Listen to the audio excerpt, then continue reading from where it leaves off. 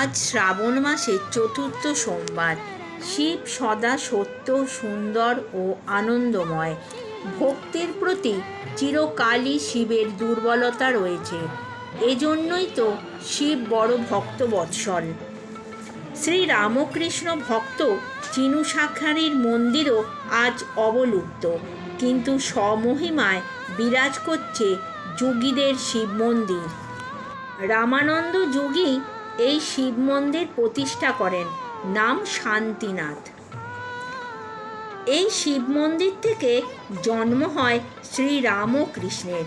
শ্রী রামকৃষ্ণ জননী চন্দা দেবীর কথায়।